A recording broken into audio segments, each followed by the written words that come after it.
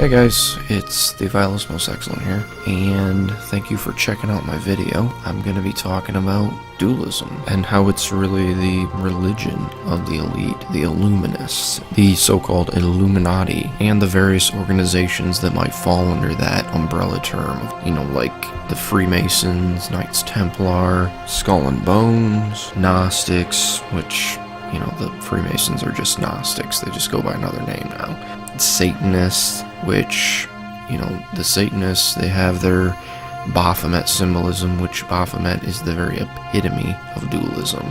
He represents about every dualistic aspect that you can think of. And, you know, there's a little bit of this in the New Age movement, and obviously in Wicca with its god and goddess worship. And, you know, this stuff is found all over the place in all kinds of worldviews, like Taoism and just Chinese philosophy in general with the yin and the yang. You know, that's dualism. But really one of the main focuses of this video will be me trying to show this elitist group, these Illuminati, how they put their religious beliefs directly into pop culture through movies, video games, and things like that. And, you know, I want to explain a little bit what their belief system is so that you can recognize it and see it for what it is, because it's a religion. It's their belief system, and just like any other religion or belief system, it can be evaluated and critiqued. And the reason no one's done that so far is because it's esoteric. It's hidden knowledge. They keep it secret for just this reason, to avoid it being utterly refuted. Because when someone takes their crazy religious beliefs, like Mormons or Jehovah's Witnesses, and they take them out into the public, what happens? Over a period of time, people just come along, you know, that have their own belief system, and they look at that, and they say, well, this part of it is just irrational, doesn't make sense. And the same thing can be done with the Illuminati and their religious belief. So the first thing I'm going to do is explain what they believe, but also keep in mind, they don't just put it out there like it's just something you can watch and be like, well, there it is, that's what they believe. It's always secretive, hidden, esoteric, the way that they do things. It's, you know, it's sneaky even.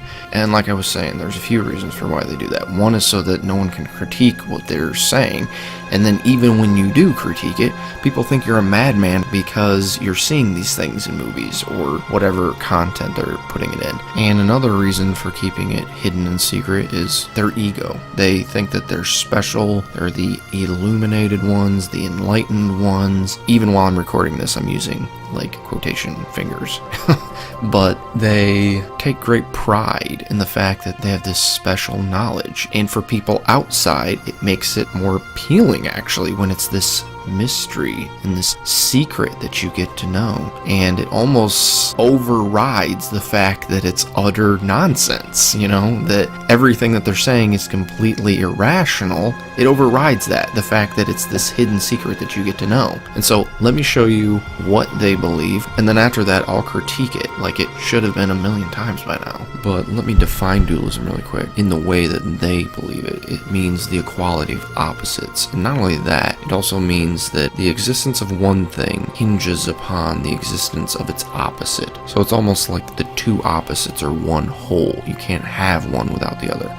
Like you always hear them saying things like, you can't have good without evil, or you can't have light without dark. And so like the yin and the yang would be a perfect representation of that. You have these two opposites that form one whole, and that's how they view reality. That reality is made up of opposites, and that these opposites form our reality, and that if you took one of the opposites away, you wouldn't be able to have the other one. But most people who get into studying this kind of topic with the whole Illuminati and the many facets of that have already noticed these dualistic portrayals in the content that they're making. And I would say it goes beyond that. It's not just about the traditional dualism that most people are thinking about. It's not just about equality of opposites. It's not just about opposites balancing one another out. No, it goes beyond that. So what they believe is kind of like the Hegelian Dialectic. So in the Hegelian Dialectic, you have the thesis, and then you have its antithesis. So you have something, and then its opposite, essentially. But then in the Hegelian Dialectic, it doesn't stop there. Those don't just sit there opposed to each other. In the Hegelian Dialectic, you merge the two, the thesis and the antithesis, and you achieve synthesis from that. It's like you take the two opposites, you combine them and merge them into one. And don't get me wrong here, this isn't like the yin-yang, where you have, the white side and the black side, and there's a little bit of the yin in the yangs, or a little bit of yang in the yin. No, what they're talking about is actually commingling all of it. They would take the white side and the black side and just completely amalgamate all of it into one, so that you would almost have like a gray circle, and that's all that would be left. They're not talking about the balancing of opposites. They're talking about taking opposites and making them into one new whole. So that's the difference between your traditional dualism and what they're teaching. And they call this the Great Work. Aleister Crowley taught this, and people that influenced him and all kinds of people in the occult have been teaching this for a long time. That essentially, and here's the big kicker, the thing that they won't tell you, they believe that when you finish this great work, and what the great work is combining and merging, synthesizing all opposites into one whole. And they believe that when you complete this great work, that you'll achieve apotheosis, that man will become God. And even that in and of itself is the same dualism that we were just talking about. God and man are complete opposites, and that's what they're trying to achieve with the great work. They're trying to merge the two and make them one. But the crazy thing is how they actually plan to accomplish all this. And you have to view it through the eyes of Gnosticism, because like I said, they're Gnostics. And what Gnostics believe is the physical realm is actually just a construct. It's not the real realm. There's actually a realm above it filled with gods and goddesses.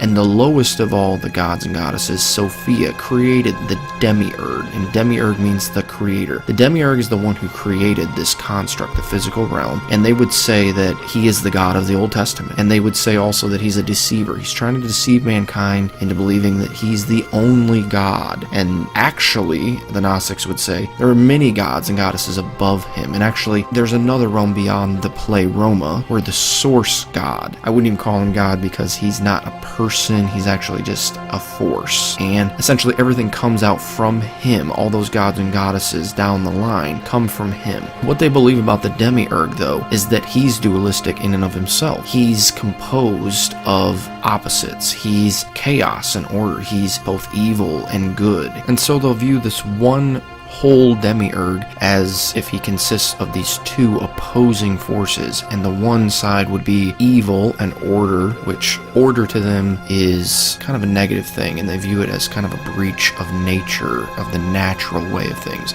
And then you have the good and chaotic side, and the evil and orderly side would be represented by Yahweh, the God of the Old Testament, who they more often refer to as Adonai, which Adonai is a Hebrew word that you're going to find over and over again in the Old Testament. It's the word Lord. It's the capital L, lowercase O-R-D, the all uppercase Lord, that would be Yahweh. And then they would see the personification of good and chaos as being, oddly enough, Lucifer. And, this all goes back to that Lucifer mythos I was talking about in my Owl and Baphomet video, where the serpent is the hero in Gnosticism. He comes and he rescues mankind. He sets them free from their enslavement to Adonai. And I know some of you are probably thinking, like, how could anybody believe that? It's practically Satanism. And so I want to show some quotes from some high-level Freemasons who are very respected in Freemasonry. A lot of times people will disavow Albert Pike, though, because his writings are so clear and right to the point that, they basically have to disavow him or else they look like Satanists. So don't be swayed by people who tell you that Albert Pike doesn't represent what Freemasonry teaches and all that stuff. Because half the time the people who tell you that, they may be Freemasons, but they're probably very low-level Freemasons, and they haven't been initiated into the kind of things that Pike and other high-level Freemasons, 33rd degree Freemasons, had knowledge of. I'll link a video in the description that pretty much destroys that. But this is what he says. Yes, Lucifer is God, and unfortunately, Adonai is also God, for the eternal law is that there is no light without shade, no beauty without ugliness, no white without black, for the absolute can only exist as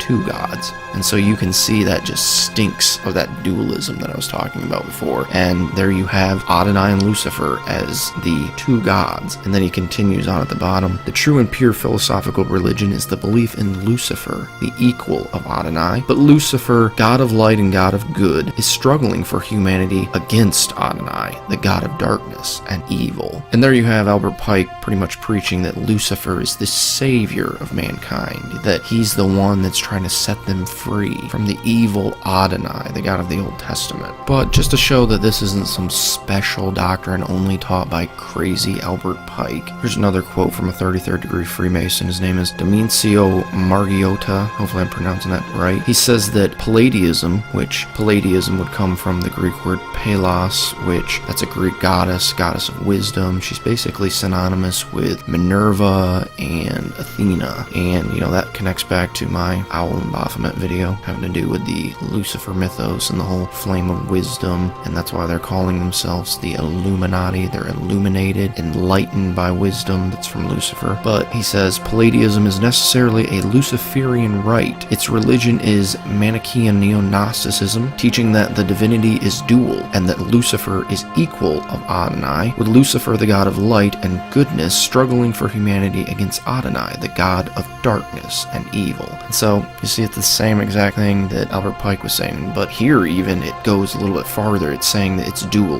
that they're one whole. They're not just these two separate gods. It's that they're one whole god together. They're dualistic. And that's one of the reasons they are trying to accomplish the great work. And like I said, the great work is synthesizing all opposites. And the reason they want to do that is because the demiurge's creation reflects him. It reflects his duality. So that this physical realm that we live in, the construct that he created, it essentially is made up of many, many, many dualistic elements. And you have the mind and the body, you have the male and the female, you have light and dark, fire and water. Many opposing forces is what makes up his domain. And they think that if they collapse all these dualistic elements, if they synthesize them and merge them all together into one, that eventually it'll collapse his realm. And not only his realm, it'll collapse him in on himself, and he will cease to exist. And that will open the gate, the door, the portal to the higher realm where the pleroma is. And that's all the aeons, the gods and goddesses that come out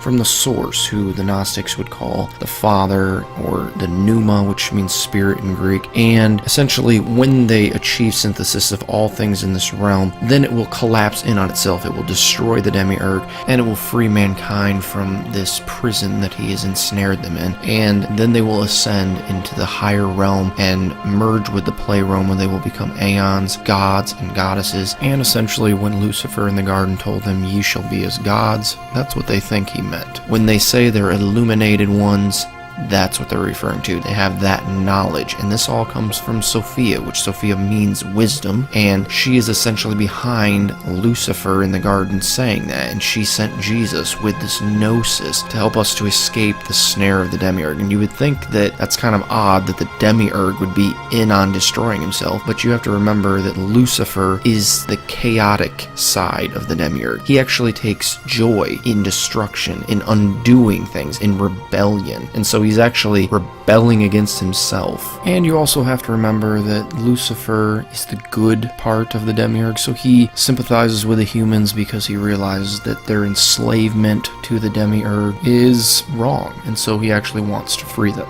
And again, just to show you that I'm not making this stuff up as I go, I'm going to quote to you from a Gnostic text that was found at Nag Hammadi, and it's called On the Origin of the World, so you can go look it up for yourself. But it says this in there: "She," and that would refer to Sophia, "will cast them down into the abyss. They," and here they refers to the archons, which are kind of like the demiurge's henchmen that he created for himself. So they will be obliterated because of their wickedness, for they will come to be like volcanoes and consume one another until they perish at the hand of the prime parent.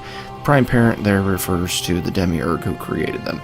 But then it says, when he has destroyed them, he will turn against himself and destroy himself until he ceases to exist. And so you can see that this ancient Gnostic text is actually teaching the exact same thing I was saying, that the demiurge actually destroys himself in the end. But I'm sure some of you are sitting there by now and thinking, this is absolutely insane.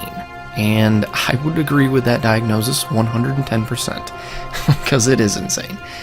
But I'm sure also some of you are a bit confused because this whole topic is pretty mind-numbing with the pneuma and the pleroma and Sophia, the demiurge, all these things may be new to some of you, and so I will leave a link in the description below to a video where Dr. Michael Heiser does like an 8-hour seminar on Gnosticism, and he explains all those things that I was talking about, the demiurge and the pleroma and the source, the father, pneuma, spirit thing, lots of other stuff. I know I said it's 8 hours, but in the introduction he goes over those things pretty quickly, and so the link will just be in the description. But now I want to jump into the section where I actually show you, by looking at the content that they actually create, like movies and TV shows and video games, that these are the things that they believe. Because it's a lot easier to simply say that they believe these crazy things than actually show it. So I actually want to take a look at all these things that they're producing so that you can see they're putting these ideas into their content. And the reason that they are doing that is because they want to slowly indoctrinate more and more people. It's like when you tell a fictional story and it's nonsensical, at first people reject it offhandedly. But the more you tell it and the more you put it in front of them, especially in this way, like subconsciously, they're speaking and teaching you on a subconscious level that these things are not absurd, that it's not crazy to think this, and that's how they get you. They keep showing it to you over and over and over and over again, until finally, because you've seen it so many times, it starts to seem plausible, like that actually could be the way it is. That could be the truth. But in reality, it's just that same absurdity from before. It's just now been wrapped in something appealing, and that is your favorite movie, or your favorite game, or your favorite book, or your favorite TV show. So that essentially what they've done is they've sugarcoated this lie, this absurdity, that if you would have heard it on its own, you would have rejected it wholeheartedly. But now they bring it to you wrapped in bows, and you swallow the whole thing, sugar-coatedness and the poisonous center, the lie, the absurdity that you would have never accepted on its own. So to begin, just let me list here some content that is generally considered to have Gnostic elements in it. What I've tried to do here, though, is categorize them by each individual Gnostic element that appears in it. This is by no means an exhaustive list, but it should give you some idea of how prevalent this kind of thing is in Hollywood. I mean, a lot of these are huge, multi-million-dollar movies. You'll notice, though, that the most reoccurring theme is the Gnostic construct idea. I think the reason you see that one more than anything else is because they use it as a kind of fear tactic to manipulate people. I mean, think about it. They're propagating this fear of being trapped in some kind of uber prison. I mean, that's probably a huge reason for the explosion of Orwellian-type movies in general. They achieve that same kind of fear without the obvious Gnostic overtones found in these movies I've listed. It's all about creating a fear-filled atmosphere, though, so that eventually they can cash in on that by revealing what they'll call the true Orwellian nightmare, the universal Big Brother, which would be the construct. They're basically embedding in people's minds this overwhelming urge to escape, even before they really know what they have to escape from or whether they're actually even trapped in the first place. And this really sets up people to more readily accept Gnosticism, since Gnostic teaching then becomes the cure to the disease that the Gnostics intentionally infected the public with in the first place. But I want to single out some of these that I listed and show how some of the deeper things that I talked about are actually expressed in them. I don't really have time to touch on them all. This video is probably going to run long enough as it is, so I'll leave a link in the description to Good Fight Ministries video called Hollywood's War on God, which is all about exposing Gnosticism in movies. So check that out if you're interested in more stuff like this. So the first movie I want to jump to is The Matrix, which it's actually a trilogy of movies, but as most of you probably already know, it all starts out with the main character Neo being unknowingly trapped in a type of computer simulation of Earth known as the Matrix. It's even called a prison for the mind by one of the characters. Like everyone else, you were born into bondage, born into a prison that you cannot smell or taste or touch. A prison for your mind. But you have some duality symbolism sprinkled throughout the Matrix movies, like checkerboard flooring, the famous red and blue pill scene from the first Matrix, and one character even wears yin-yang earrings in the third movie, which is significant when you realize the Gnostic character she's playing. But you have the demiurge from Gnosticism making an appearance in the second and third movies. The character called the Architect is essentially this machine or program that's the creator of the Matrix and who has enslaved all mankind within it. Though in the second movie he actually speaks about a co-creator. I am the architect. I created the Matrix. The Oracle. If I am the father of the Matrix, she would undoubtedly be its mother. And she's actually the one I mentioned who wears the dualistic earrings, the yin-yangs. But these two co-creators seem to portray the Gnostic belief in the dual demiurge that I was talking about before. But what's more is that the name architect for the demiurge character is pretty telling and more than appropriate, since demiurge can be translated into many English words like architect. For example, it could be translated as fashioner or artisan, craftsman, creator, designer, and plenty of other synonyms of words like those, which would obviously include architect. So architect is definitely one way to refer to the Gnostic demiurge. But even more telling is that the Freemasons, who as I said in the beginning are just neo-Gnostics, neo meaning new, but they actually refer to the demiurge as the grand architect, so it would seem that at least some Gnostics prefer the translation.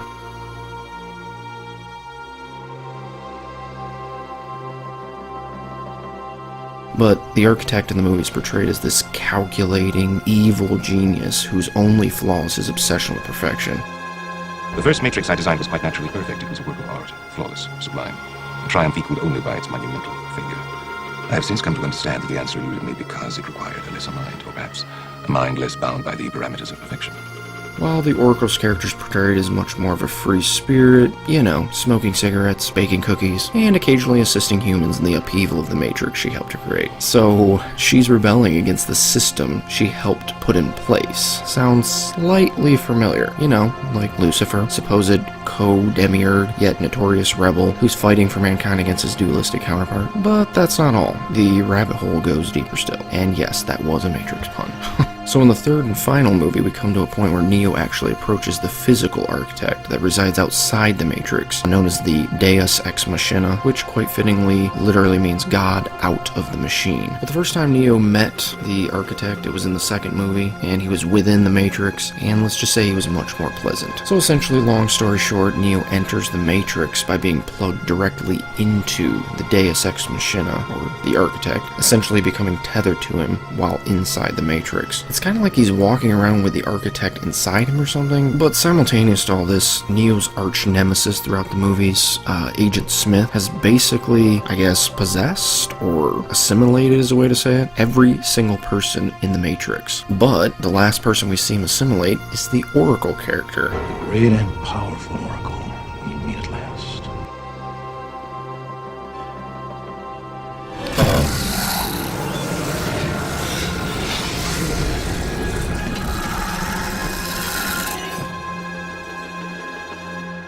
So essentially both Neo and Smith in the Matrix have become the host bodies for the two aspects of the dual demiurge. Then there's this huge fight between Neo and Smith, and in the end, Agent Smith assimilates Neo, and he merges with him in a sense.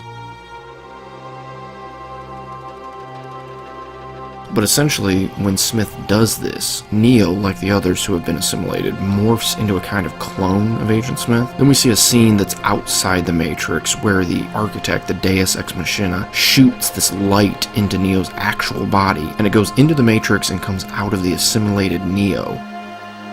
Then the Smith clone that had assimilated the Oracle and who was fighting with Neo this whole time, he begins to do the same thing and eventually bursts into a massive explosion of light. And then all these onlooking Agent Smiths who were clones, they've just been watching this fight the whole time, they follow suit and they all begin to explode in perfect unison. So in the end, this kills both Neo and Smith, but it frees the human population trapped in the Matrix. So if you were paying attention, we see nearly every element I mentioned is in play here. We have the obvious allusion to the construct in the form of the Matrix. We have the dual demiurge in the form of the Oracle and the Architect, who, based upon their characteristic personalities, obviously allude to Adonai and Lucifer. And then we have their being synthesized together through the merger of Neo and Smith, the two demiurges' incarnations, in a sense, which ends in their destruction and brings about the freedom of mankind from the construct, the Matrix. So you see, that's quite in step with what I was talking about. But another movie that shows similar elements to these is Tron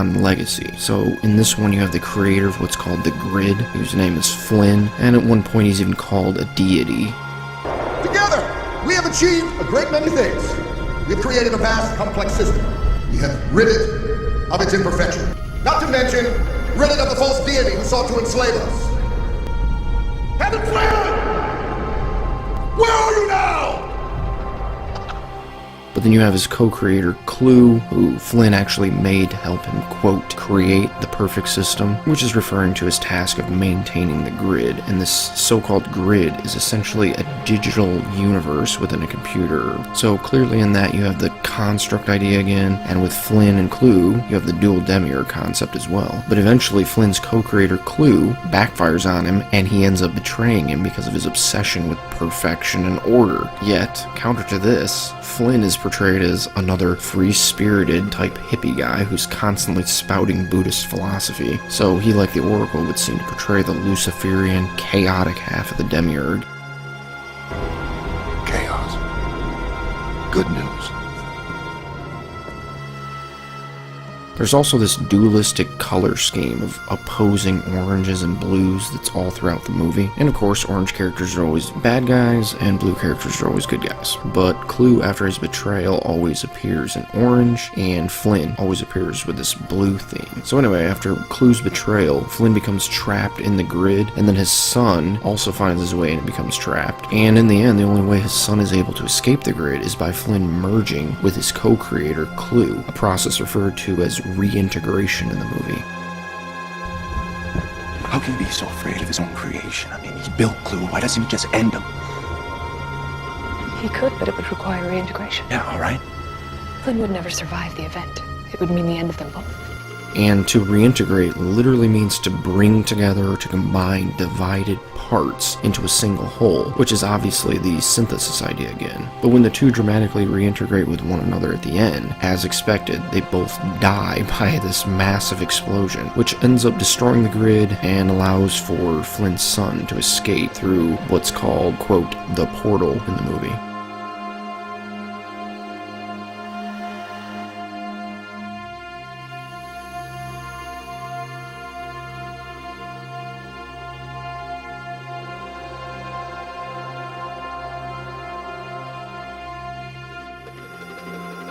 So again, here we see the dualistic demiurge synthesis, resulting in his demise as well as the destruction of the construct. But we also see an allusion to man's escape from the construct and his ascension to the higher realm in the form of the sun's escape. There's also this telltale sign of Gnostic influence in the movie that I can't help but point out before moving on.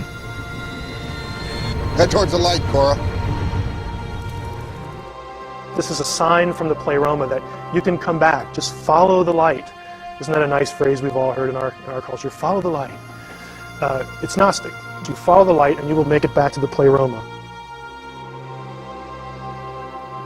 But another film with some of these same elements is the Lego Movie. The movie is centered around a Lego character named Emmett, who is supposedly the chosen one, or something. But he runs around throughout the movie with his little Lego friends, trying to stop this evil Lego villain called President Business, who's also called Lord Business. As you can probably guess, it's more of a kid's movie. But we find out at one point that the Lego universe that the movie has taken place in up to this point is actually just this huge Lego set in the basement of some guy's house, and that all the Lego characters that appeared up till now are just Lego figurines in this guy's massive Lego set. So in that we have this allusion to the construct in the form of the Lego world this guy has made in his basement. Then our world plays the role of the pleroma, that is, the higher realm again, which in this higher realm we have the creator of the Lego set, or the demiurge, if you will, played by the comedic actor Will Ferrell. He's really just what looks like an average business guy who seems to have an addiction to Legos, but he's literally called the man upstairs a ton of times throughout the movie by these Lego figurines, which is an obvious allusion to him being the god figure to these inhabitants of the Lego universe. If the man upstairs chose him to be the special, there must be a reason.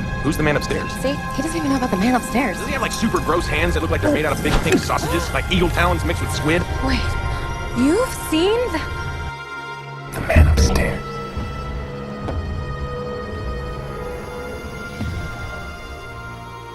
But it's also at this point that we find out that this guy's son has actually been tampering with his Lego set, building all kinds of things in the Lego universe without his father's permission. And the dad actually gets pretty upset because he's obsessive about keeping his Legos in perfect order, and his son is actually pretty chaotic when he's playing with them. No, this is a disaster. All of this that you see before you is all your father's. And everything is thought out. It's a highly sophisticated interlocking brick system. What am I holding here? It's a battleship. No, it's a hodgepodge. That's what it is. What's Batman doing on it? What is this, a robot pirate? And so the son is obviously portrayed as being more free-spirited, promoting Lego anarchy by making a mess of his dad's Lego set. But obviously in this father and son creator duo, we have another allusion to the dual demiurge, and they obviously have those familiar chaotic and orderly personalities attributed to Adonai and Lucifer by the Gnostics. Similar to the Matrix though, the father and son seem to have their own representative in the Lego universe. The father's representative is the villain, Lord Business, who is actually voiced by the same actor as the dad, Will Ferrell, and they both have the same perfectionist-like mentality. All the people of the universe were once free to travel and mingle and build whatever they wanted. But President Business was confused by all the chaos, so he erected walls between the worlds and became obsessed with order and perfection. All I'm asking for is total perfection. The son's representative seems to be Emmett, though. I say this because at the end, when the son and his dad are reconciling, Lord Business and Emmett are simultaneously reconciling. The father figure even asks his son, quote, if the construction guy, referring to Emmett, said something to President Business, what would he say? And he actually does this in an attempt to get his son to tell him what's bothering him. But then it cuts to Emmett appealing to Lord Business about not being so obsessive about the order of the Lego universe, which is simultaneously meant to be the son's appeal to the dad not to oppress his playing with his Lego set. Then there's this scene where they're reconciled and the dad hugs his son, and simultaneously in the Lego universe we see Lord Business hugging Emmett, so pretty clearly Emmett represents the son's character. But I think this event where the son and the father reconcile and unite in a hug is meant to picture that synthesis of the two demiurge figures, though obviously it's much more watered down than the other portrayals we've seen of it. But after this, and a bit of an explosion, the Lego universe and its inhabitants are freed from the oppression of Lord Business and his stringent rules about what they can and can't build, and the father also then allows his son to continue his chaotic building with his Lego set. Really, I could do an entire commentary on this movie explaining how Luciferian it is, but for time's sake, I'll just outline the allusions to the elements we've been discussing. So we saw the construct portrayed in the form of the Lego universe. We saw that its Lego inhabitants were oppressed by a perfectionist-type Adonai character who's actually called Lord throughout the film, Lord being the literal translation of Adonai. We also had his son playing the role of the chaotic rebel and co-creator Lucifer, together the two representing the dual demiurge figure that we've discussed. And in the end, the two are unified, which frees the Legos and the construct from oppression. And so yet again we find many of those same elements here. But the last one I'll mention briefly is actually a video game from the Elder Scrolls series. Elder Scrolls is probably best known for its 5th installment called Skyrim, but the game I'm going to address is the 4th installment, Oblivion, specifically the Shivering Isles add-on. And an add-on, for those who don't know, basically means it wasn't a part of the original game when it first came out, but it was released later as a downloadable addition to the game. So the add-on's name, Shivering Isles, actually refers to the location where the events of the storyline take place. It's essentially this island that the player reaches by teleporting out of the original game world and into the so-called Oblivion realm. Oddly enough, though, the island is highly dualistic in nature because it's actually split into two opposing halves. One half is called Mania and the other Dementia, and the Dementia side of the island is always gloomy and filled with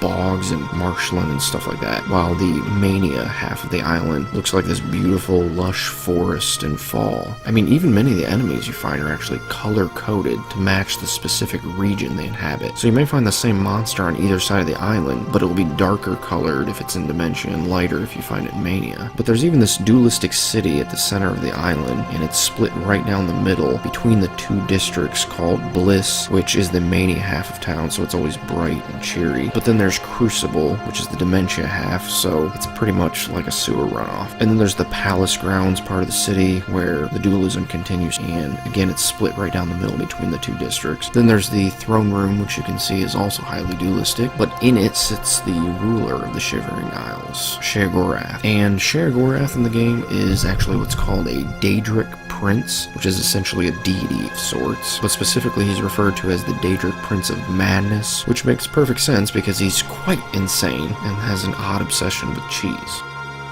Time for a celebration! Cheese for everyone! Hence, he's actually called the Mad God many times throughout the game. Beyond that, his personality is that of a lover of chaotic mischief and disarray, and what's more, he's actually the creator of this dualistic island. So here again, we obviously have allusions to the demiurge and his creation, the construct. But as with the others, the Gnostic overtones don't stop there. So the player, pretty soon after beginning the Shivering Isles storyline, finds out that the island and its inhabitants are in danger from some enemy of Sheogorath's. This enemy is called Jigalag, and he's supposedly the Daedric Prince of Logical Order. The Daedric Prince of Order. Or biscuits. No, order. And he actually plans on capturing the island, destroying it, and then recreating it in perfect order. And so again, we have what seems like the Gnostic portrayal of Adonai and Lucifer in the form of these two enemies, one being the chaotic rebel and the other being this obsessive perfectionist. And yet the plot thickens. The player eventually learns that Sheogorath and Jigalag are actually the same person. So Sheogorath, the Prince of Madness, at the end of every supposed era, in werewolf-like fashion, he turns into this Prince of Order Jigalag, and he destroys his own creation in the hopes of re-establishing it in perfect order. Sheogorath is dead! All shall crumble before Jigalag! So the two characters actually turn out to be the same person. And so this construct-like realm of Sheogorath is simultaneously the realm of Jigalag. And so yet again, we have this allusion to the dualistic demiurge. Though the game does seem to lack an obvious concept of the two being united through some kind of synthesis. But technically, since they're the same person anyway, they're already unified in some sense. Nevertheless, the game does play another card from the Gnostic teaching I discussed earlier. When you defeat Jigalag, oddly enough, your in-game character becomes the Mad God Sheogorath. You now hold the mantle of madness. I will take my leave, and you will remain here, mortal. Mortal, king, god. It seems uncertain. This realm is yours. Fare thee well, Sheogorath, Prince of Madness. So essentially the player becomes the god of the Shivering Isles. There's even a character in the game who literally calls this process apotheosis. You seek the throne of madness. However, no mortal may sit upon the throne without the staff. But apotheosis is no simple matter, and the creation of the staff is no simple task. So think about this. Here we have embedded in this game the Gnostic teaching that upon defeating Jigalag, who is an obvious portrayal of Adonai, that you become a god yourself. This sounds too much like what Satan told Eve in the garden, that men can become gods. I mean, is it any wonder why these Gnostics have to be so shady about all this? Obviously no one's going to accept this kind of stuff outright. That's why they have to hide it in their content like this. They're doing this to precondition the masses to accept this kind of satanic ideology without even knowing it. But from there, I want to point out some other familiar content that you can see these same kinds of ideas popping up in. So to begin, in Freemasonry, you have the very crest of their organization seemingly representative of this dual demiurge. And so if you look at it, you see the compass and the square set opposite one another, which the two actually represent opposites in architecture. One is used to produce curved lines, and the other right angles. They appear to be merging together, though, to form what looks like a hexagram. Which you can see in this piece of Masonic art, they actually portray the same symbolism using an actual hexagram. Hexagram itself, though, is a symbol of the merger of opposites like that of Earth and Heaven, or the microcosm and the macrocosm, or even man and God. Which there are many symbols out there that represent the same kind of idea. But notice in this hexagram, though, that the merger of the two opposite halves is being stressed by showing them as interlocking with one another. But the hexagram as a symbol quite literally means as above, so below, which is a concept found in Hermeticism and sacred geometry, and so of course it finds a place in the syncretism of Gnosticism. The phrase, though, originates with the 6th to 8th century pseudepigraphical work called the Emerald Tablet.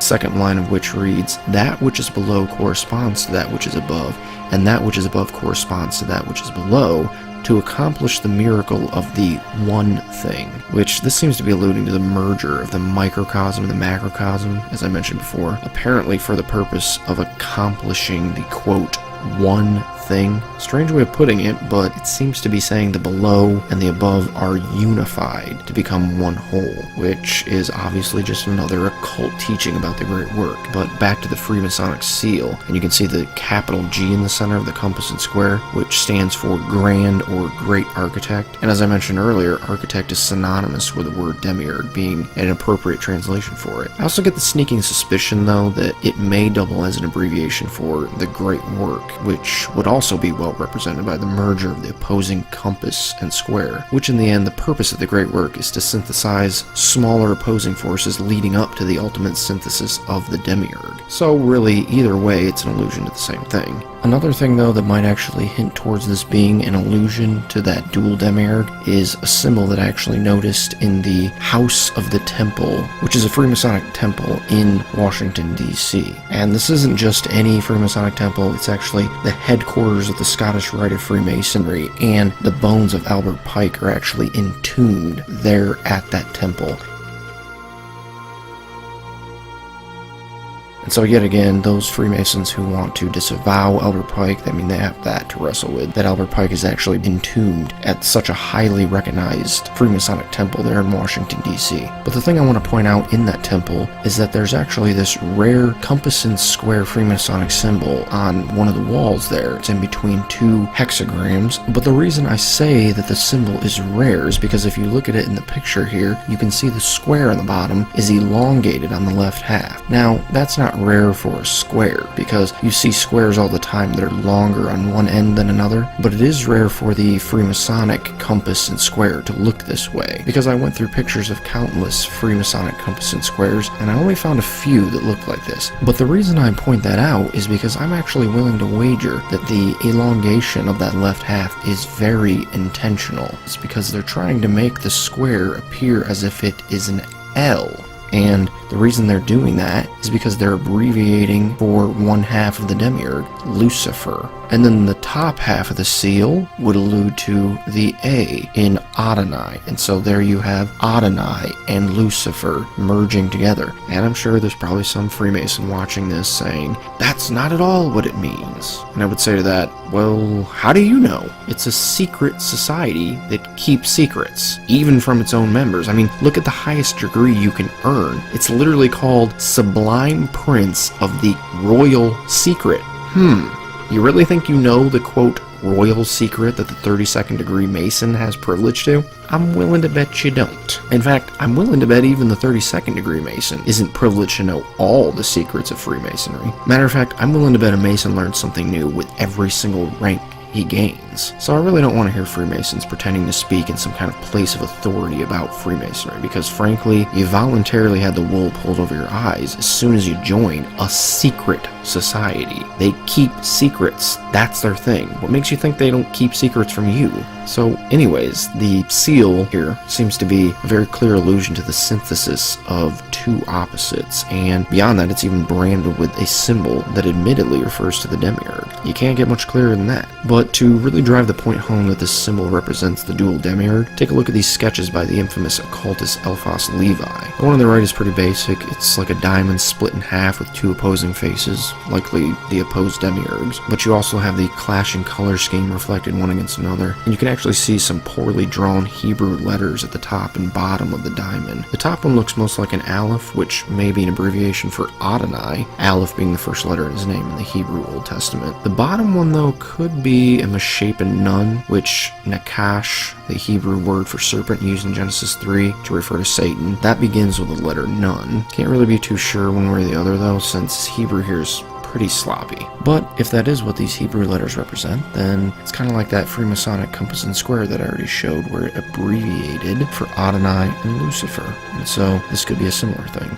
But you can see the picture on the left is actually a hexagram, which is clearly portraying the two opposing demiurge figures and merging together in the center. And you can also see written in Latin at the top right corner, macrocosm, and in the bottom left corner, microcosm. Also in the top left corner is the Latin phrase meaning the top is like the bottom, or more loosely, as above, so below. So again, we have obvious allusions to the great work here. But something new you see there is the serpent around the outer edge, and it's forming a circle and it's eating its own tail, and that's called the Ouroboros, which hopefully I'm pronouncing that right. But the symbol pictures this similar dualistic synthesis in that the snake lives by eating its own tail. And so in the occult, it represents life being sustained by death, the two opposing forces sustaining one another, essentially. But your children know Ouroboros as the circle of life, courtesy of the Lion King. So in the symbol, we have both life and death coming together as one whole. Hopefully you're starting to see the pattern here. I mean, it's over and over again with this idea of the synthesis of opposites. The plurality becomes singularity, the many become one, the disjointed become joined, diversity becomes university, and over and over and over again, we're just bombarded with this kind of synthesis symbolism. This all really shouldn't be too surprising though, since Eliphas Levi is the same occultist behind the infamous Baphomet portrait, which I'm willing to bet this dualistic monstrosity is also an allusion to the synthesized demiurge, or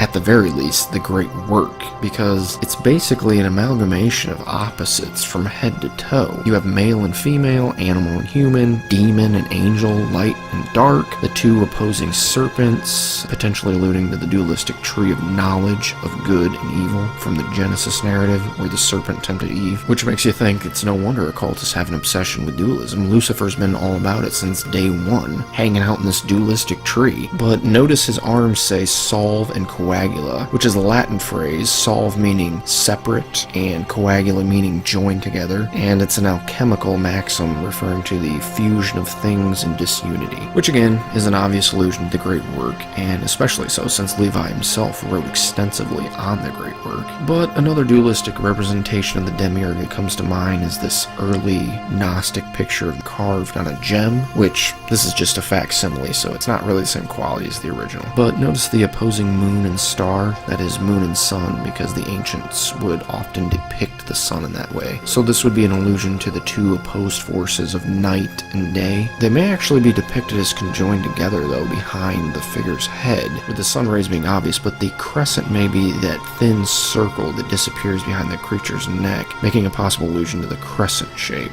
If you recall though, Baphomet seemed to have the allusion to the moon and the sun as well. He actually points to the two as if they're what the Latin words on his arms are referring to when they say separate, thus hinting they need to be joined together, which the sun and moon symbolism seems to be a very common way to refer to the two demiurges, as we'll see as we get a little farther on. But the demiurge figure here is portrayed as a serpent with a lion's head, which the serpent is an obvious allusion to Satan or Lucifer, while Adonai is portrayed as a lion in several passages throughout the Old Testament. So here yet again we see the demiurge portrayed in this dualistic manner with allusions to both Satan and Adonai. But another Freemasonic symbol that seemingly portrays the dualistic demiurge is the two-headed phoenix, especially since it has that familiar Ordo ab Chaos quote on it. The Latin phrase means order out of chaos. It possibly refers to the opposing personalities of the two demiurges, that is, orderly and chaotic, or it may be synonymous with the United States motto found in the Great Seal, E pluribus unum, meaning out of many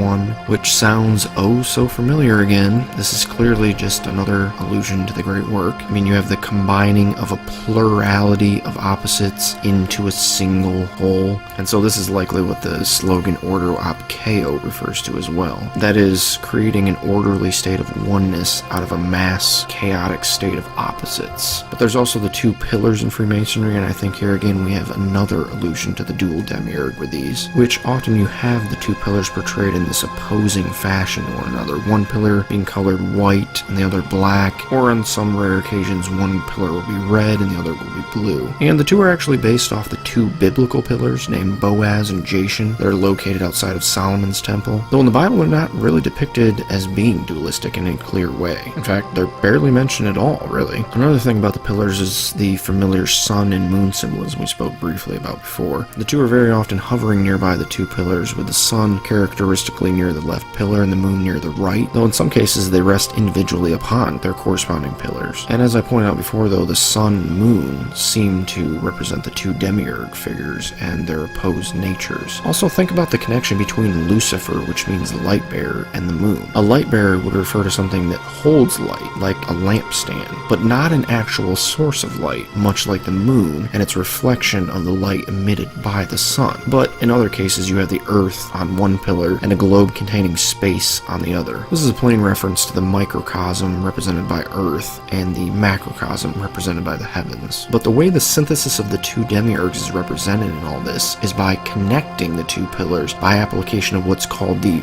royal arch on top of the two. And as you can see in this Freemasonic art, the arch is actually made up of several opposing blocks meant to counterbalance each other's weight until the last block can be placed right there in the center. This all likely represents the process of the great work being carried out. The farther out blocks represent smaller micro opposites that must be synthesized in order to reach the eventual macro synthesis of the demiurge. Something worth note here though is that the Masonic quote royal secret that I talked about earlier probably relates to this royal arch and what it represents. That is the goal of the great work, the synthesis of the demiurge. And so the Freemasonic royal secret probably refers to that. And so you got to get all the way to the 32nd degree to get this kind of knowledge. And so I can't blame the Freemason who hasn't heard of this before. But I'll touch more on the royal arch here in a moment. And so what's symbolized by the placing of an arch upon the pillars is that it goes from just being these two random pillars to creating a doorway or gateway for someone to pass through, which pictures the opening of the portal for the ascension of man, which relates back to what we discussed before, where the two demiurges being synthesized opens the portal for escape from the construct. This same kind of concept though is also pictured in the 101 symbolism that many have pointed out in things like The Matrix or George Orwell's 1984. The ones in the sequence depict the two pillars on either side, that is the two demiurges, and the 0 depicts the portal opening between the two. And you can actually see this kind of symbolism portrayed in some other places. For instance, in the 80s He-Man movie Masters of the Universe, you have here the two pillars and then the portal in the center, which in the movie the portal is called the Great Eye. I stand before the great eye of the galaxy. More than man, more than life,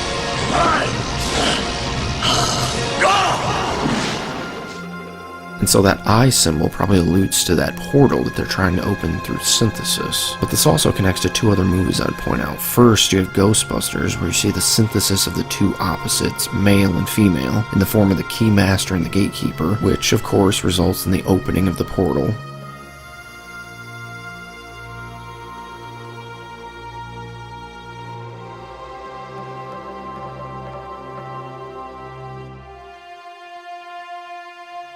And we also see the Gatekeeper and the Keymaster seemingly depicted as two pillar figures along with the many other pillars in front of this infamous Illuminati pyramid. But then the portal opens right between the two around the center of the pyramid.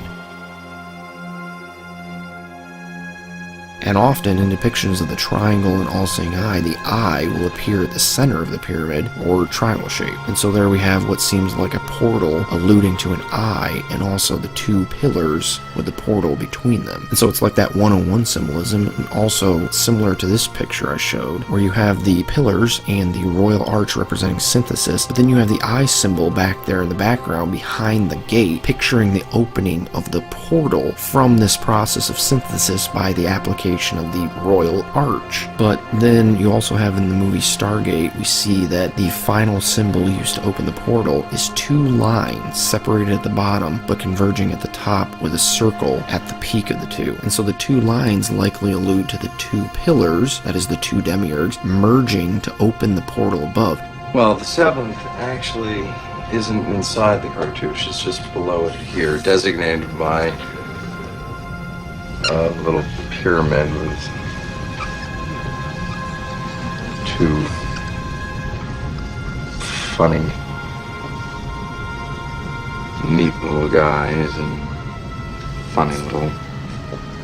And the portal being placed above is probably meant to picture the ascension of man when he enters through the portal. And the fact that the two pillars are merging at the top, it just kind of shows you that they're foregoing the picture of the arch. And they're representing the same symbolism, they're just representing it in a different way here. And you notice this is also quite similar to the 101 symbolism as well, just rearranged differently. And that's what I was saying before, they're using very similar symbolism here. It's just being reworked and used in different ways to represent the same thing. But notice it's also an allusion to the familiar eye and triangle symbolism as well, with the representation of the eye resting at the peak of the triangle, like on the back of the dollar bill, which that seal on the back of the dollar bill probably is picturing this exact same thing. I mean, think about it. You start out at the base, you have multiple bricks, and the higher up the structure you go, the less bricks there are. It's picturing the synthesis again until you get up to the portal that takes you to the higher realm. But something else of note here in Stargate is the connection to the Royal Arch. The bracket there on the Stargate seems to point to the center block of the Royal Arch, and it's being the final synthesis of the two pillars, because you can see in this picture the two look quite similar. Notice also the 69 symbol that I pointed out before on the Royal Arch. This is also a symbol of synthesis, and the portal also, if you think about it. And so what I mean is that 69 is often depicted as the merger of male and female, which the merger of male and female theoretically results in childbirth. And so the reason that's portal symbolism is because the occult will often overlap the opening of the woman's womb with the opening of the portal, if you catch my drift. I mean, they essentially see the child coming out of the womb as an allusion to ascending from a lower form of life to a higher form of life through a type of portal. But 69 can also allude to the yin-yang, since the two numbers seem to so effortlessly match the shape. And so you can see the 69 as a number is the perfect symbol to place there at the peak of the Royal Arch to depict synthesis. Either way though, it appears exactly where we'd expect it to, if this theory of mine is right, because if you remember, the arch is the very symbol of merger between the two pillars, and this block at the peak is the final block needed to form the arch and complete synthesis. But I would even take this a step farther. If you look at the CERN logo, which CERN is very often associated with portal symbolism, you have the often noticed 666, which I would contend is relevant also, but I would point out that there's also a 69 there independent from the 666, and so it's obviously alluding to that synthesis again and the opening of the portal. I mean, not only that, but the whole purpose of the facility is to smash matter into matter. It's a particle collider. So maybe in that you have another connection to the synthesis of opposites, or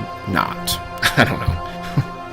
But another thing related to the whole pillar symbolism is 9/11, and specifically the Twin Towers. I believe that to the Illuminati, or whatever we're calling them, the Twin Towers were symbolic of the two pillars of Freemasonry. One reason I say this is because of the day they chose to destroy them, which, if you don't believe that 9/11 was an inside job of some kind, I'd highly recommend that you watch the video I've linked in the description called Loose Change, and hopefully you'll at least keep an open mind about it. But the day they chose to destroy them on is significant because 9/11 in Roman numerals is IXXI, and as you can see, it actually forms a similar shape to the 101 we've already discussed. And as I said then, the 101 represents the two pillars on either side and the portal in the center, and obviously the same is true of this IXXI, so it's the allusion to a portal between the two pillars again. But more than that, we have the synthesis of the two towers, just like the two pillars. And what I mean is the two World Trade Center towers were intentionally destroyed to make way for the One World Trade Center. And yes, that's literally what it's called. Not anything ominous about that. But the One World Trade Center represents what's often called the third pillar, that is, the amalgamation of the first two pillars. And so, again, it's the same idea as the arch being placed on top of the two pillars. It's just another way of representing the same thing. Let me prove my point further, though, about this. Notice in this picture what seems to be an intentional connection made between the layout of the three towers and the layout of the three pyramids in Egypt. The reason I point that out is because the One World Trade Center is actually an elongated square antiprism, which you're probably wondering what on earth that means. And so a square antiprism consists of two pyramids that have been unfurled at their highest point and then interlocked one to another, as you can see in this clip. And so what I'm saying is the two pyramids that make up the new tower likely represent the Twin Towers. And so that One World Trade Center is a perfect representation of the two World Trade Center towers being synthesized into a single whole. Also, if that weren't enough, I mean, just think back to what I was saying about the name, the One World Trade Center. This whole ritual behind 9/11 and the tower is bigger than just buildings. It's a symbolic statement. The statement being made here is about the great work on a worldwide scale. Remember, these elite, they think this planet is just a construct and that all of us are just imprisoned here. And so that's why they want this worldwide amalgamation, not just the combination of two buildings. They don't care about that. This is just a ritual to show their dedication to this great work, because they think if they achieve this, they'll destroy the construct along with the demiurge, and then they'll be set free to ascend. And obviously, given the massive death toll incurred on 9/11, they're willing to do just about anything to achieve that goal. And so the statement they're making there is, look, if we're going to kill all these people just to put these two buildings together as some stupid symbol, how much more do you think we're willing to do to finish the actual great work? Because part of the great work is not synthesizing two buildings. That's nothing but a ritual. And so that means they're actually hard at work trying to bring about this great work. And so just think about some things that are occurring around you right now on a daily basis. Can you think of any ways that they're working to accomplish this goal in the world today? To show you one, let me just backtrack a tad. Before I mentioned that occasionally the two pillars are portrayed as red and blue, and often they use these types of blue and red as opposing colors for their dualistic symbolism, as we saw in Tron Legacy. But also, remember back to the Hegelian Dialectic I showed. The thesis I represented with blue on white, and the antithesis I represented with red on black. But the synthesis I represented with purple on gray. I did this because the combination of black and white is gray, and the combination of blue with red is purple. So purple is often used by the Illuminati to represent synthesis, or the third pillar. So the reason I say all this is because a few months ago, in April, Prince died, and Prince was quite famous for his song Purple Rain. So you had purple light shows and all kinds of purple themes everywhere, supposedly in his honor. However, Prince at one point in his career seemed to allude to his being made up of two different genders, speaking about the Gemini and whatnot. But during our conversation, the artist shared a very personal discovery he's recently made about himself. This is very interesting. Recent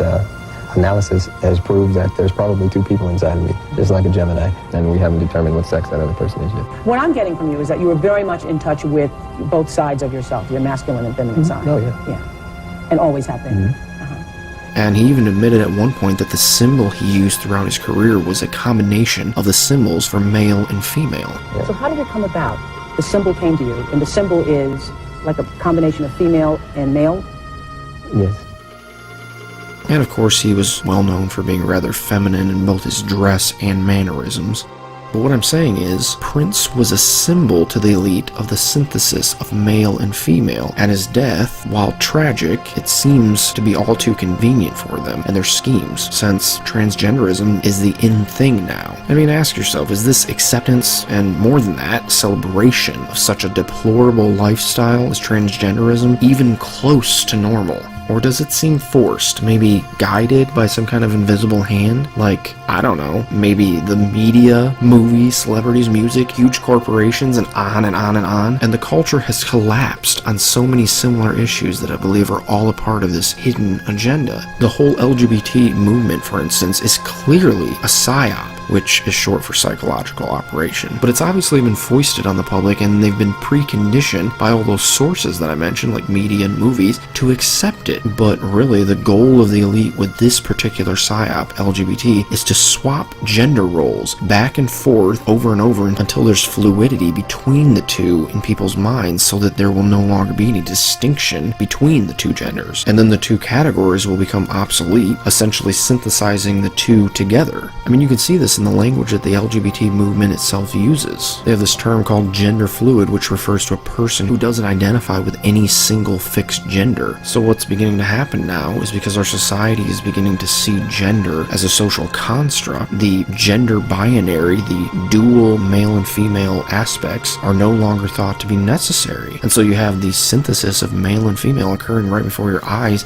in the LGBT community itself. And I mean, besides the whole transgender aspect of it, this is also, of course, assisted by the bisexual and lesbian and gay sexual preferences, which also find their place in the acronym LGBT, because they also assist in the destruction of gender distinction, as one might guess would happen when a person believes a male and female aren't gender binaries meant only for one another. But also on the same topic, I'd like to take a second and point out just how absolutely devoted the elite are to this insane plot. They seriously believe this stuff, because the makers behind those highly Gnostic Matrix movies that we already discussed, who were the Wachowski brothers, are now the Wachowski sisters. They both became transgender for the sake of this Gnostic Luciferian philosophy of theirs. Unbelievable. I mean, these two are seriously devoted to finishing the great work at any cost. But another obvious part of the agenda is the current race wars that are raging in the United States at the moment that, just like the LGBT movement, will result in a similar abandoning of reality, which what I mean is race will end up rejected altogether as just another social construct, which I've already seen this idea promulgated firsthand.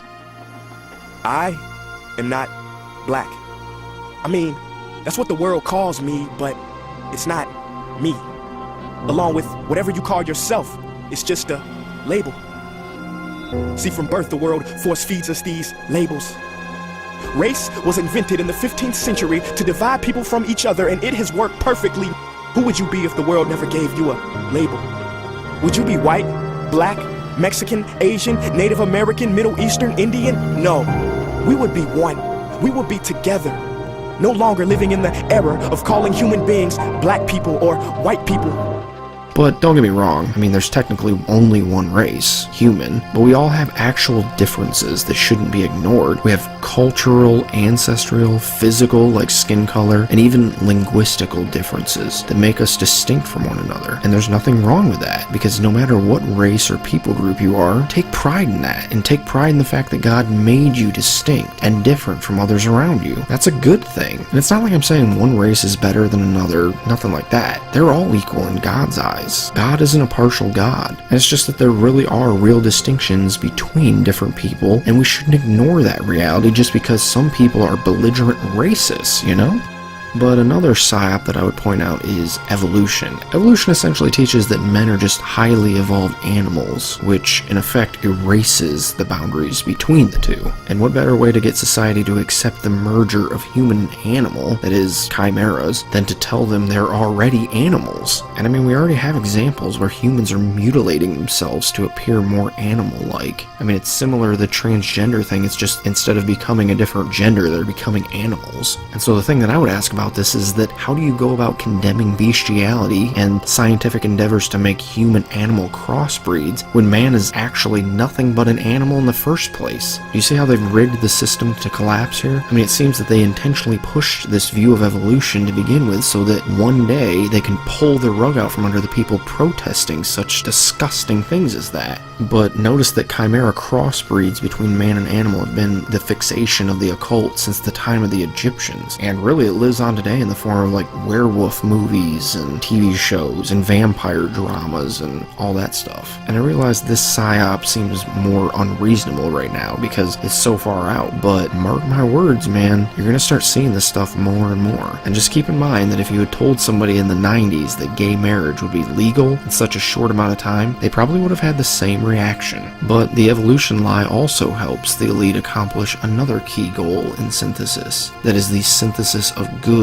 and evil, or the blurring of the line between what's good and bad. Because if evolution is true and all we are is highly evolved pond scum, why not murder or lie or rape or a myriad of other things that past societies have deemed immoral? There's no real reason, besides fear of punishment by the government, so that the elite can keep people believing they're animals. They think they can make them act like it too. But it's the same kind of process we saw with the LGBT and the race issue. They're trying to blur the lines between good and evil by making good out to be evil and evil out to be good. Then they change those standards so many times that it makes the two opposites fluid and easily interchangeable, essentially erasing any original distinction made between the two until society deems objective morality yet another social construct. But this stuff is exactly what ordo ab chao, or order out of chaos, means to these elite class secret societies. They bring about unity or synthesis through causing a state of chaos, as we've seen implemented with all these different psyops. But some of the more obvious psyops that are clearly being pushed towards by the elite is that of the one world order I spoke of before, which is sometimes referred to as the New World Order, where there's a one world government, a one world currency, a one world language, a one world leader, and even a one world religion. In other words, they want complete and utter unification of all things. It's always about taking the many and making them into a unified whole. But the last psyop I would point out is one that is meant to merge all the previous ones I've mentioned, and it's like the crowning jewel of the great work, falling just short in the pecking order of the synthesis of the demiurge. And I'm of course talking about transhumanism. And transhumanism can be seen as the merger of man and machine, of biology and technology, even life and death. though organic and inorganic is probably a more accurate way of putting it.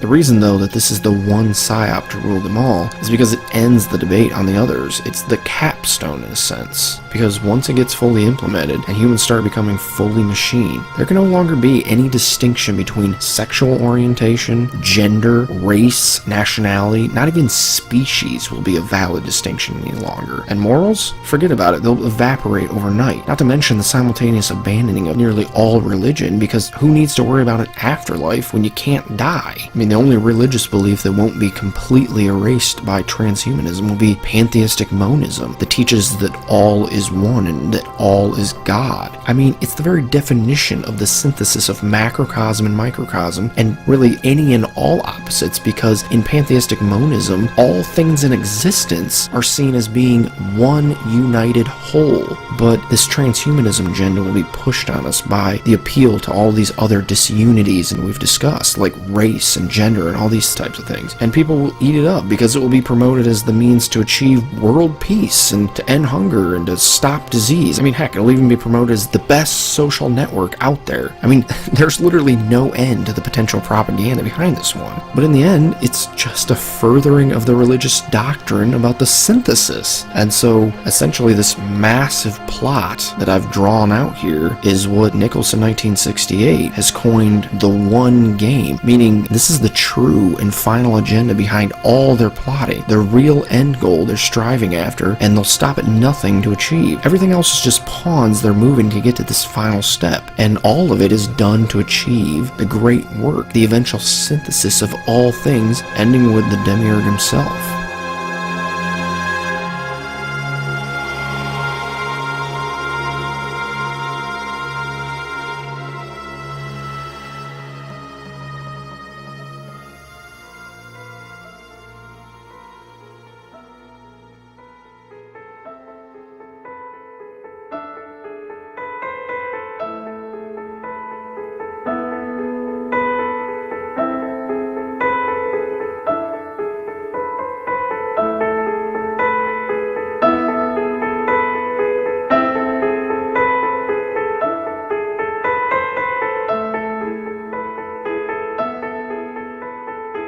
Now, finally, I want to blow this thing out of the water, and I want to discuss some key flaws found in this religious doctrine and its varying beliefs. I mean, other than the fact that it's just plainly absurd. So, first, I'd point out something that basically immediately invalidated this whole thing for me, and that's flawed logic when it comes to selecting opposites that supposedly need to be synthesized. Many of them aren't even opposites at all when you think about it. So let me show you what I mean by looking at a few. And so first, darkness and light, which is also to speak of night and day.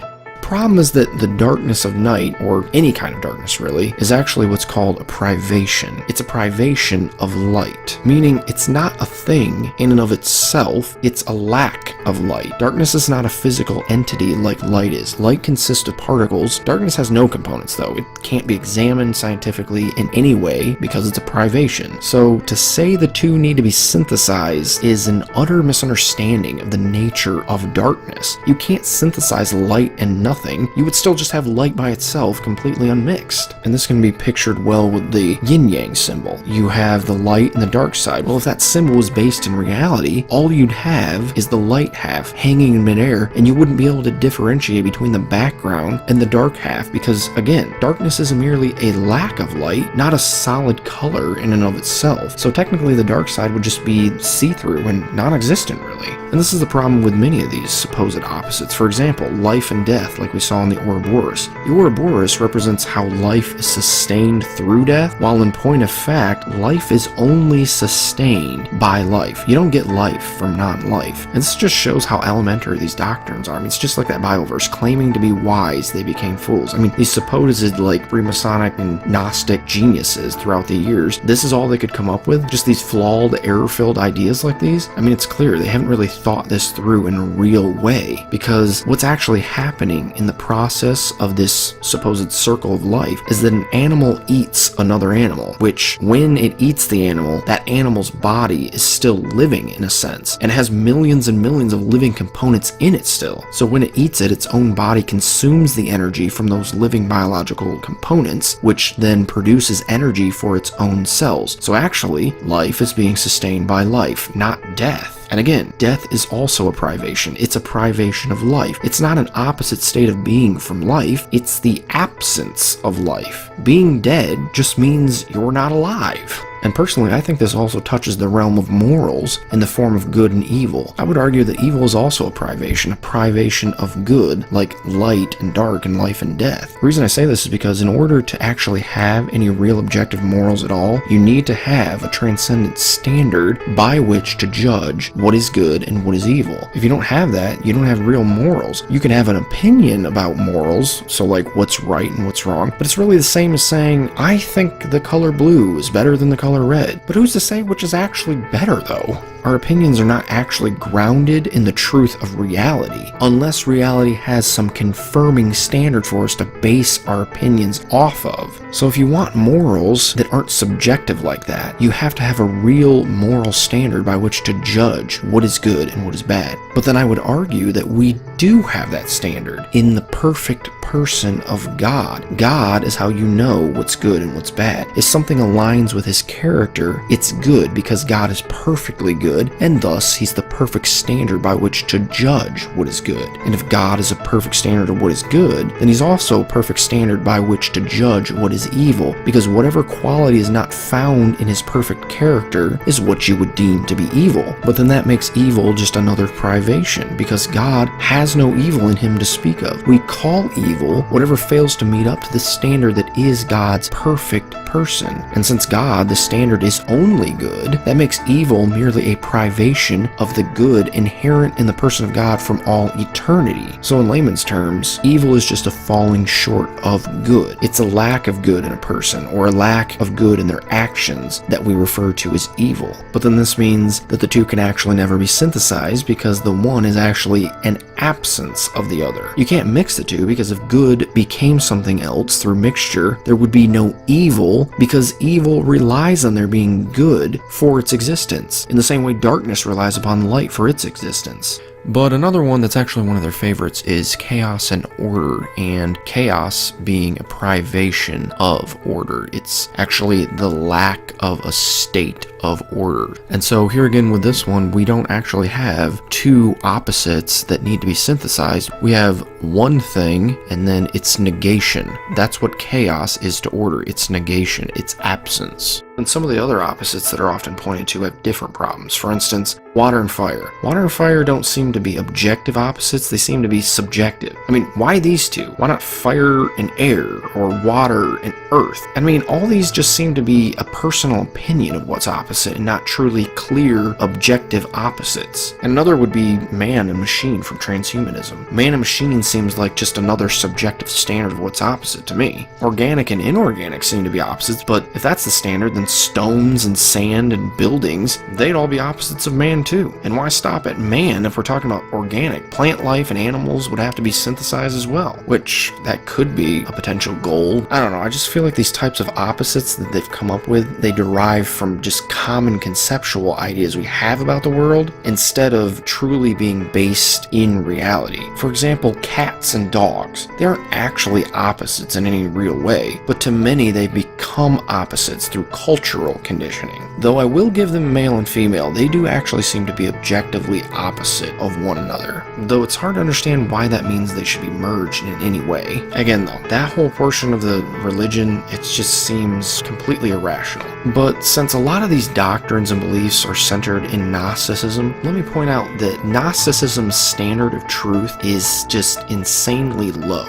I mean, if you go and watch the seminar I mentioned in the beginning about exposing Gnosticism by Dr. Michael Heiser, which this kind of thing is his field. He's a Semitic languages expert. He specializes in Middle Eastern religions, and he points out that the key texts that Gnosticism relies on come an absurdly long time after the events they purport to record and the people they claim to be written by. And so in many cases, these fraudulent texts claiming to be written by people who died hundreds of years beforehand is where Gnostics are deriving a lot of these doctrines. Not only this, but these texts more than often contradict the earliest records we do have. And so that's why I said that they have this very low standard of truth. But if you're interested in a more detailed discussion of this kind of thing, please be sure to check out that video in the description because there's plenty more like this. But I also want to point out and correct a few common Gnostic interpretations of the Bible really quick though. First and foremost is that Gnostics nearly always present Adam and Eve's eating of the fruit of the tree of the knowledge of good and evil as a positive event, and most of the time they do this by intentionally twisting what is said about Genesis 3. They essentially tell this sob story of how mankind was trapped in the garden by Adonai, and they were basically thought slaves with no free will or thinking minds, and then they present Lucifer as this hero who comes and he enlightens Adam and Eve with knowledge from the tree of knowledge. The problem is that it's not called the tree of knowledge. They intentionally changed the tree's name in order to make it sound more appealing and to make Lucifer sound like a savior figure for enlightening man with knowledge. But the tree is always called the tree of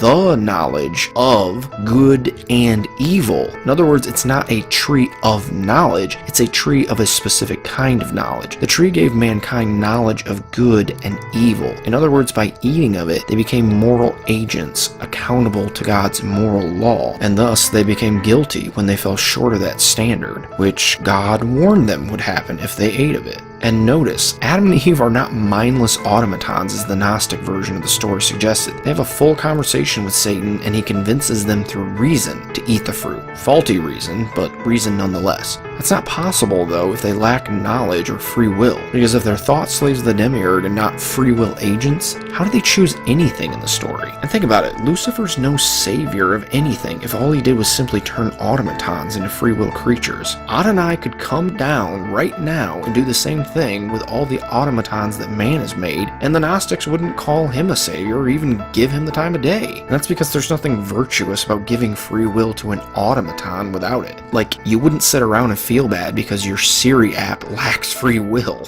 But another text Gnostics will very often misuse is 2 Corinthians 4:4. Speaks of the God of this world, who they'll make out to be the demiurge, who again, they think is the God of the Old Testament, Adonai. But if you go back a chapter and start reading, that interpretation is utterly destroyed, since Paul, the author of 2 Corinthians, he just got done speaking very highly of the God of the Old Testament, and the passage at the end of chapter 3 is alluding to Exodus 34, so go check it out for yourself. That's Adonai, that's Yahweh, the God of the Old Testament. But even worse than that, just 2 verses after chapter 4 verse 4, Paul makes out the God of the Old Testament to be the benevolent God of Christians. He does this by quoting Genesis 1:3, where Adonai creates light and saying it's him who has given us the gospel of Jesus Christ, which in 4:4 he says the God of this world blinds people to the gospel of Jesus Christ. And so clearly it's not talking about Adonai, it's probably more likely talking about Satan or Lucifer when it says the God of this world. And here's the thing, when Paul talks about this world, the God of this world, he's not talking about the earth or the universe or even the construct when he says world there. He's speaking about the culture that's against God, which the New Testament often calls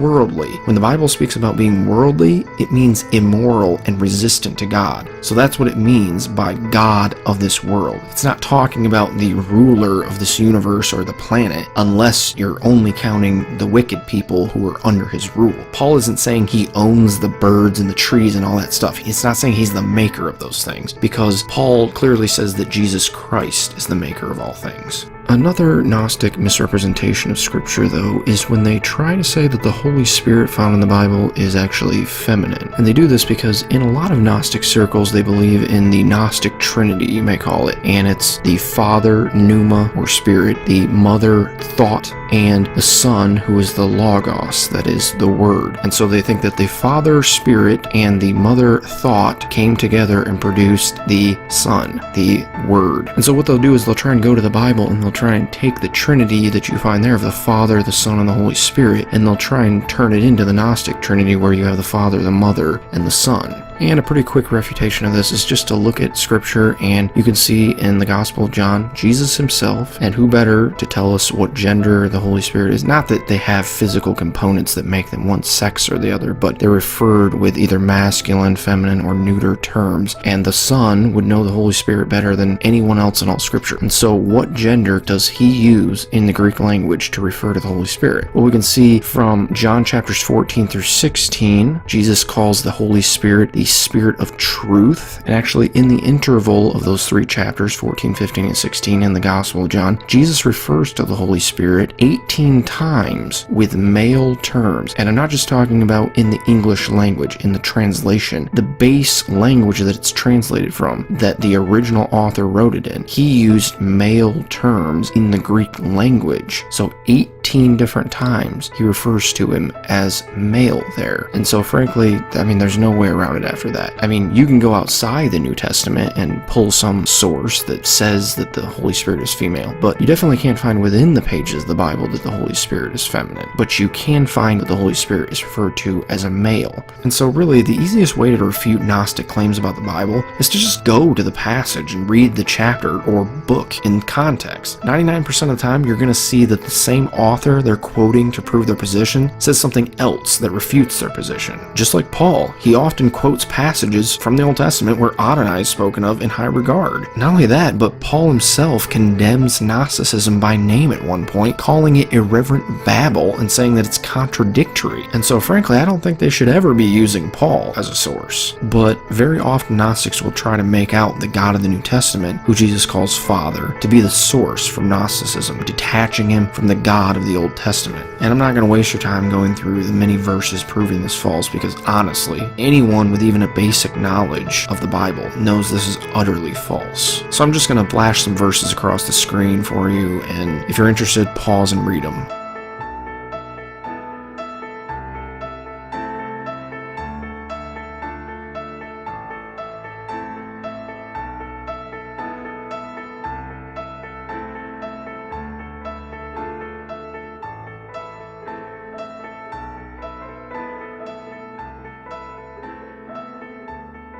But I also want to show you verses that teach that the pre-incarnate Jesus is also made out to be the God of the Old Testament, which they don't usually hold to that, since they usually associate Jesus with the source, or Sophia, or other members of the Pleroma. Though I've seen sometimes when he too is demonized by Gnostics, like in The Truman Show, where the cruel demiurge figure is named Christoph, which is spelled like Christ, or in Maleficent, where the young king figure is clearly an allusion to Christ. And I would actually recommend that you watch Somebody for Christ expose on that exact movie, and he does an excellent job pointing this out the whole way through. But really, all this just goes to show how all over the map Gnostic beliefs are, because you really can't pin down all the things that they believe. There's so many different sects of their religion, and so there's a lot of contradictory beliefs throughout, just like you have with many religions, and so they're no different. But again, if you want to read these verses that prove that the pre-incarnate Jesus is the God of the Old Testament, just pause it and read those for yourself.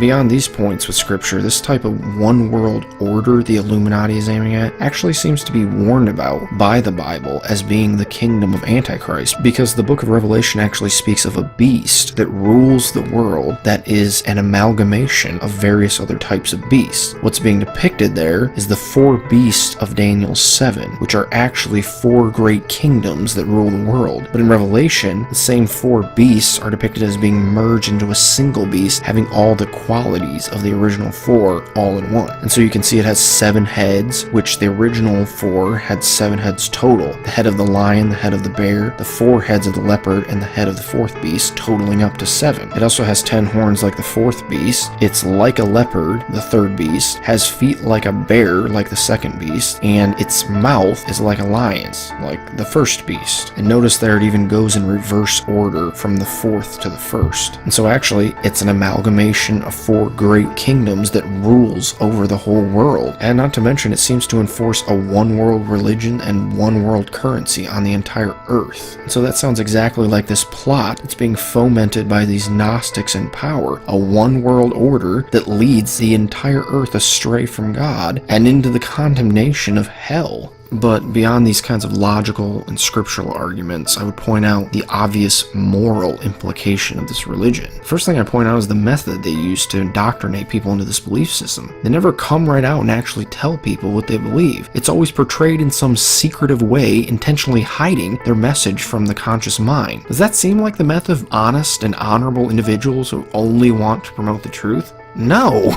it seems like the method of someone trying to trick you into believing something that otherwise you wouldn't. And that's another thing, right out of the gate with this, it's repulsively satanic. When you get to see the whole plot in perspective like this, you can plainly see that the people teaching it and believing it are utterly deceived. I mean, they've killed, I don't even know how many people to accomplish this supposed great work of theirs. This belief system leads to an utter devaluing of human life because it motivates these people to kill innocents, just like we talked about with 9/11. Not to mention how utterly egocentric and pride-filled it makes people. All they're concerned with is becoming gods, even to the point that they're willing to slaughter people for it. And I mean, pride is the main characteristic of Satan even. And yet some of them try to come off as if they're humble. Thinking you're a god is the very opposite of humble. I mean, how much more prideful can a person be than that? And I gotta say, if you're a conspiracy theorist or a truther and yet you hold to ideas like those found in Gnosticism, it's pretty hypocritical to be exposing this evil Illuminati organization for the things they do while simultaneously holding to the very doctrines that caused them to do it in the first place. And the first thing they should have told you that is that your worldview gets free promotion on public television and in blockbuster movies. I mean, don't you think it's odd that you acknowledge there's a group out there trying to brainwash people,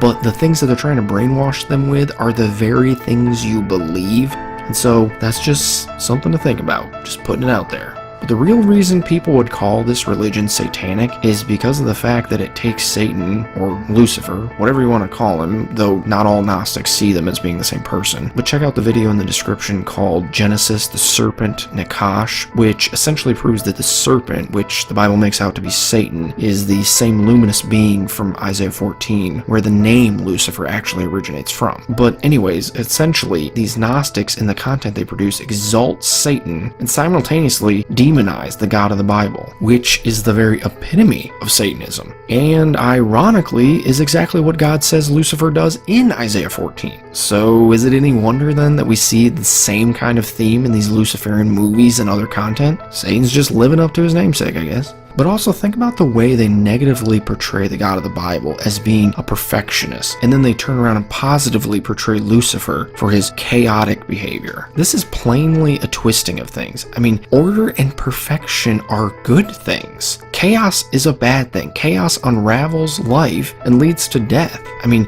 yes, okay, granted, the God of the Bible is an absolute perfectionist beyond any level portrayed by these Luciferian Gnostics. I mean, they actually don't even do him justice when it comes to his obsession with perfection. And I mean, being a perfect being himself, he has an absolutely perfect standard which no one but himself lives up to. And because of that, it means he'll pour out his perfect justice on the head of every person that's ever fallen short of his standard, which is essentially everyone if you think about it. And that's what the Bible calls hell. And so on the surface, that looks pretty bad, but that's where the Gnostics stop.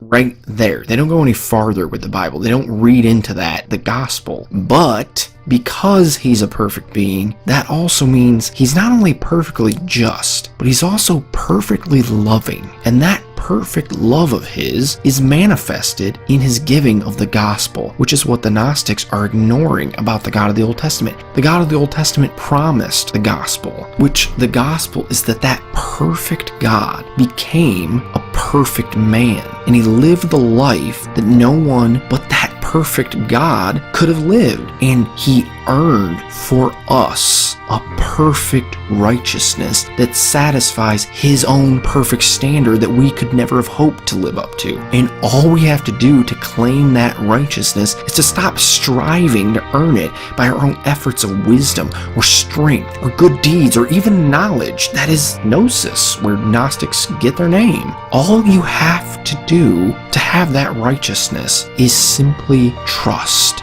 Trust in Christ. Trust that his righteousness is enough for you to satisfy that perfect standard. Trust that his death for you is enough, that it paid for every violation of that perfect standard, so that once God's perfect justice has been satisfied, all he has left to give you is his perfect love. That's the gospel, and that's what proves Gnosticism wrong. That's what proves God loves you. The God of the Old Testament loves you, and he didn't merely say he loved you either, but God shows his love for us in that while we were still sinners, Christ died for us. When you Gnostics were his enemies, he died for you. What could better prove his true love for you? Words? Like him just telling you over and over in a book? Or maybe money or a new car? He didn't show his love by offering us beauty or power or fame and fortune or legacy or anything as trivial as all that. No, his blood. His blood was the greatest proof he could possibly have to offer. And so, if you're a Gnostic, or a Luciferian, or even one of these individuals who's involved in this plot, I'm asking you, do you have that? Has Lucifer proved his love for you like that? Has he bled for you? Is your belief system based in that kind of love, or is it founded on hatred? The God of the Old Testament, who you despise, died for you to prove he loves you. Love is greater than Gnosis. Choose love.